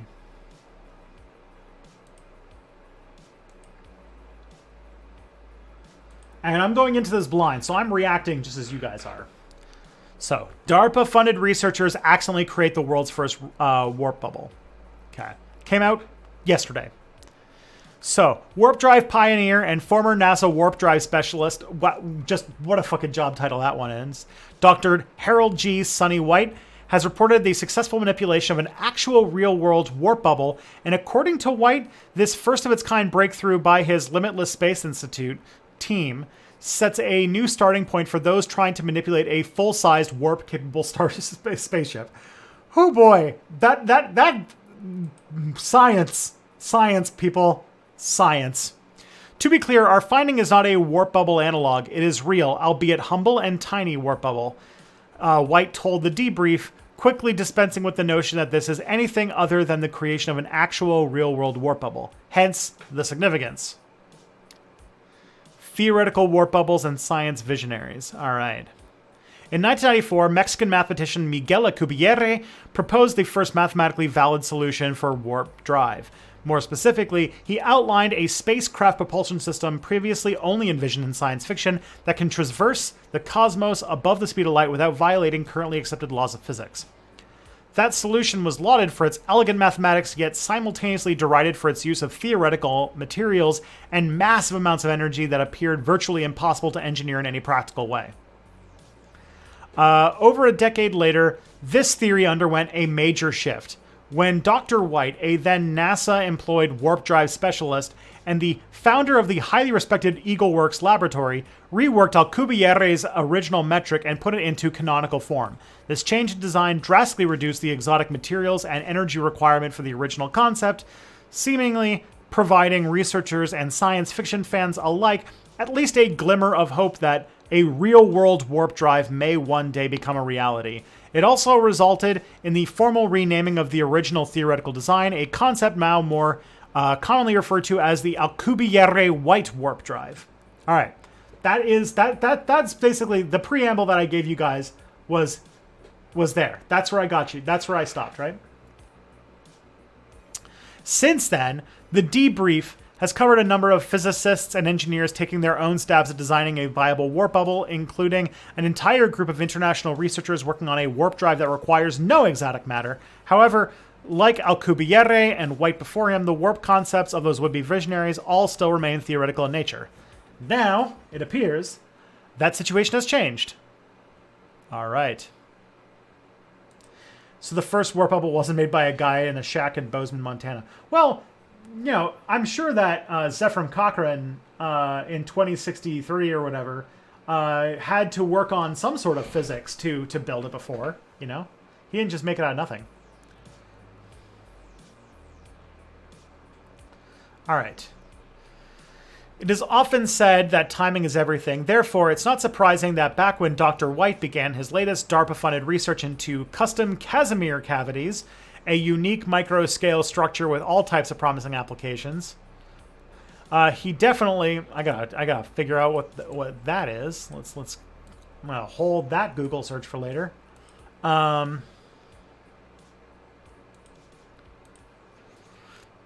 right. He definitely did not expect to stumble upon this potentially historic discovery, particularly one supporting a theoretical concept that has often defined his public persona. Some work we've been doing for DARPA, Defense Science Office. Yeah, for the record, DARPA is like the military scientists, basically. All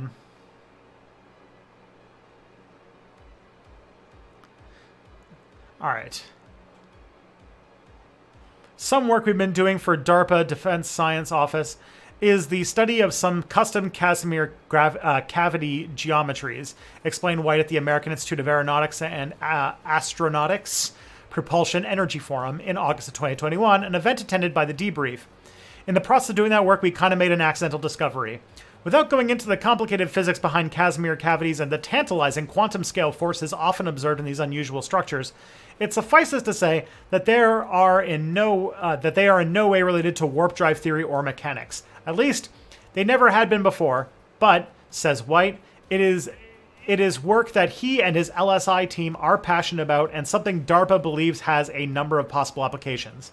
So, whether by pure coincidence or some sort of personal destiny, it appears that one of the handful of engineers on the planet who would immediately know what he was looking at when conducting his Casimir cavity research was in the exact right place at the exact right time to notice a striking similarity to his warp drive passion project and his current research, an observation that may have otherwise gone unseen.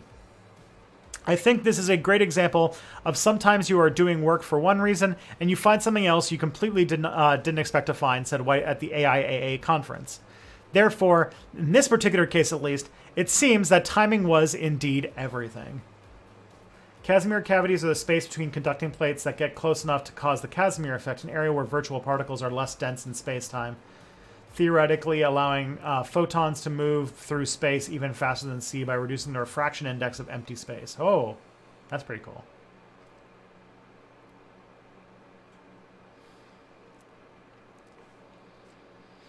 All right. Peer review and confirmation of warp bubble. While conducting analysis related to a DARPA-funded project to elevate possible structure and energy density present in the Casimir cavity, as predicted by the dynamic vacuum model, reads the actual findings published in the peer-reviewed European Physical Journal, a micro-nanoscale structure has been discovered that depicts negative energy density distribution that closely matches the requirements of the Alcubierre metric. Or put more simply, as White did in a recent email to the debrief, to my knowledge, this is the first paper in the peer-reviewed literature that proposes a realizable nanostructure that is predicted to manifest a real, albeit humble, warp bubble. This fortuitous finding, says White, not only confirms the predicted toroidal structure and negative energy aspects of a warp bubble, but also resulted in potential pathways he and other researchers can follow when trying to design and one day actually construct a real-world warp-capable spaceship. Ah! This is a potential structure we can propose to the community that one could build that will generate a negative vacuum energy density distribution that is very similar to what's required for an Alcubierre space warp. I needed news like this today, guys. Oh man. Look at that. That's a picture of a warp bubble. A real one. One that actually happened, people. Holy moly. A proposed path forward. To further evaluate his groundbreaking research and move the research forward, White and his team have come up with a proposed design for a testable nanoscale warp drive craft. Oh, it's like it's a little tiny warp drive. Oh boy, it's a warp orb. Yes, pondering the warp orb.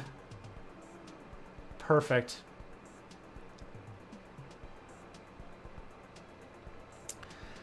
All right. To further, yeah. All right. Specifically said White during the AIAA presentation, a toy model consisting of a 1 micron diameter sphere, centrally located in a 4 micron diameter cylinder, was analyzed to show a 3-dimensional Casimir energy density that correlates well with the Alcubierre warp metric requirements. This qualitative correlation, he added, would suggest that chip-scale experiments might be explored to attempt to measure tiny signatures illustrative of the presence of conjectured phenomenon, a real, albeit humble, warp bubble. White expanded further on the idea in yet another email to the debrief. This is a potential structure we can propose to the community that one could build that will generate negative vacuum energy density distribution that is very similar to what's required for an Alcubierre space warp. When asked by the debrief in December if his team has built and tested this proposed nanoscale craft design since that August announcement, or if they have plans to do so, White said, "We have not manufactured the 1 micron sphere in the middle of a 4 micron cylinder." However, he noted that if the LSI team were to undertake that at some point, we'd probably use a Nanoscribe GT 3D printer that prints at the nanometer scale. In short, they have the means, now they just need the opportunity. There is no plans to do this currently. Boo! Fucking DARPA, get on this shit. As we are laser focused on the custom Casimir cavities. Come on. Come on. This is a fucking golden opportunity. Somebody do this. Nonetheless, after proposing this further path of future research, White and his team have also outlined a second testable experiment that involves stringing a number of these Casimir-created warp bubbles in a chain-like configuration. This design, he said, would allow researchers to better understand the physics of the warp bubble structure already created, as well as how a craft may one day traverse actual space inside a warp bubble. We could go through an examination of the optical properties as a result of these little nanoscale warp bubbles, explained White at an AIA conference. Aggregating a large number of them in a row, we can increase the magnitude of the effect so we can see and study it.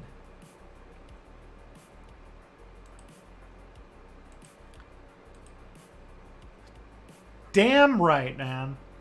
I needed warp drive being. Do you want DARPA doing this stuff? Listen, No. But also I know that the only thing that you can do to get science to move forward these days is to get the military interested. So if we can get the military to just fund warp drives and then stop existing, that would be just fucking dandy. But also, this is peer-reviewed science, which means that how they did it is going to be a matter of public record, and other experimental particle physicists will probably get on it and start experimenting with it too. So this is just the beginning. Unless, yeah, something about those experiments are very expensive or something. Yeah, somebody, yeah. Who had warp drive or warp bubble on their freaking 2021 bingo card?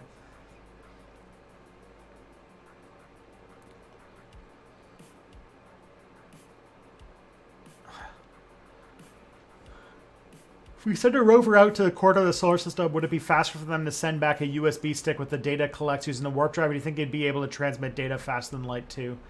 My guess is that the amount of energy needed to make such a warp drive and make it stable will probably be too high to justify sending the USB stick in such a fashion. But it would be faster if they did it. I was a DARPA, definitely not oriented around science for its love. Yeah. Boo.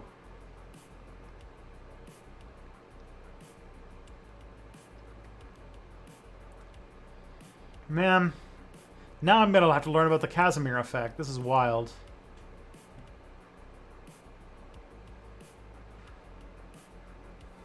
Well, now I'm going to have to keep my eye on this guy's name, Harold White. And I should, you know what? I should probably just have a Google alert for Alcubierre. That feels like a thing I probably should. Alcubierre, sorry, it's R, not R. My Spanish teacher would be very cross with me.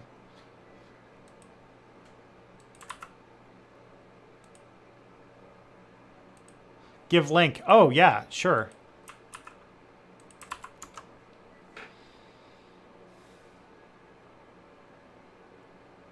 There's also papers that suggest warp bubbles create lots of Hawking radiation. Oh, fun. That'll probably cause some problems. Hawking radiation is the radiation that kills black holes, if I remember correctly.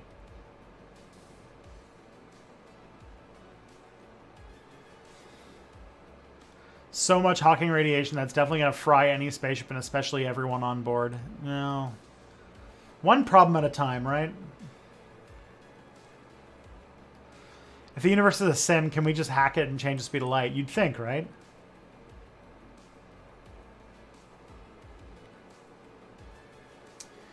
Oh, that was a good thing to end on. And it ended right on time, so we're just at about 9 o'clock now. Yeah. That was sweet. But friends, there's only 2 more of these left until I go on paternity leave. Isn't that fucking wild? I'm running out of time. Baby coming soon. So yeah. Next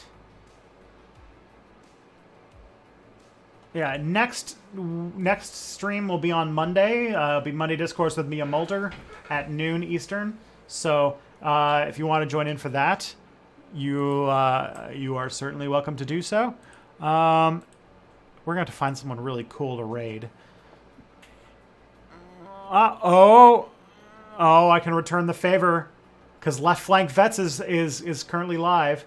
So I'll fucking turn that one around.